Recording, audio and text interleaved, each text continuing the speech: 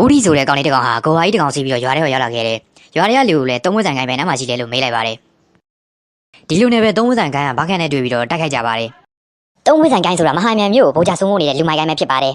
။ကိုင်းကောင်းတော်တတရလည်းသူ့ဘက်ဘာခက်တည်သွားတဲ့အတွက်စိတ်တူပြီးတော့မြို့ထဲကိုဝင်ရောက်စီးနှင်းတောင်းကြပလိုက်ပါတယ်။မြို့တကြီးကိုလည်းဦးဒီဆိုတဲ့ကောင်အချင်းမထားဖို့နဲ့တွေ့ရင်တွေ့တဲ့နေရာမှာတတ်ဖို့အတွက်မိတ်ပေးခဲ့လိုက်ပါတယ်။နောက်ရမှာတော့လူစိုးတိုင်းဦးဒီကသုံးဝက်ဆိုင်ကိုင်းရှိတဲ့နေရာကိုမေးနေပါတယ်။မြို့တကြီးကအဲ့ဒီအချိန်မှာရောက်လာပြီးတော့နောက်ထပ်မြို့ထဲကိုလုံးဝမလာဘူးမြို့ထဲကပြီးတိုင်ထွက်သွားဖို့အတွက်လာပြောပါတယ်။သုံးဝက်ဆိုင်ကန်းနှစ်ကောင်ဥပဒုချန်နာမှာတွေ့ရလို့ကြော်စွာပြောလိုက်တဲ့အချိန်မှာလူစိုးတွေဦးတွေကတခါတည်းကိုအင်းနဲ့ပြေးထွက်သွားပါတယ်။ဥပဒုချန်ရောက်တော့သုံးဝက်ဆိုင်ကန်းကောင်တွေကဥပဒုကိုဓမြတိုက်နေရကြောင်းလူစိုးတွေဦးတွေကပဲဝင်ပြီးကယ်ပလိုက်ပါတယ်။တာတီကလည်းသူ့ကောင်တစ်ကောင်တည်သွားတာတီးပြီးမျိုးတဲ့ဝင်ရောက်တောင်းကြပါတယ်။အဲ့ဒီအချိန်မှာလူစိုးတွေဦးတွေကရောက်လာတဲ့အတွက်ကြောင့်လူစိုးတွေဦးတွေကိုတာတီကလူအားသုံးပြီးဖမ်းသွားပါတယ်။ညရောက်တဲ့ခါမှာတော့လူစိုးတွေဦးတွေကိုဘဲကျော်လာကယ်ပြီးတော့ဥပဒုချန်နာမိုင်းတွင်ဟောင်းထဲကိုသွားပြီးတော့ပို့ထားလိုက်ပါတယ်။မနေ့မိုးလေးနဲ့ခါမှာတော့တာတီကလူစိုးတွေဦးဒီလွတ်သွားတာတီးတဲ့အတွက်မျိုးတဲ့ဝင်ရောက်ပြီးတော့လူတွေကိုတက်ဖြတ်ပြီးတော့ပစ္စည်းတွေလူယူသွားပါတယ်။နောက်ပြီးတော့ဘဲကျော်ရဲ့အိမ်လေးကိုလည်းတာတီကမီးရှို့ပြီးဖျက်ဆီးပလိုက်ပါတယ်။ဒီလိုနဲ့အဲ့ဒီသတင်းကိုလူစိုးတွေဦးတွေကြားတဲ့အခါမှာတော့လူစိုးတွေဦးတွေကတာတီတို့ကိုပြန်ပြီးခုခံဖို့အတွက်စီစဉ်มาတော့တယ်။ဒီလိုနဲ့မျိုးတွေကလူတွေကလည်းတာတီတို့အဖွဲ့ကိုမကျင်တဲ့အတွက်လူစိုးတွေဦးတွေနဲ့ပူးပေါင်းပါဝင်တိုက်ခိုက်ခဲ့ပါတယ်။တိုက်ခိုက်တဲ့အခါမှာတာတီတို့အဖွဲ့ကချုံးနေပြီးတော့ထွက်ပြေးသွားခဲ့ပါတယ်။လူစိုးတွေဦးတွေကလည်းနိုင်မေအထင်းနဲ့ထိုင်နေတဲ့အချိန်မှာကြော်စွာပြေးလာပြီးတော့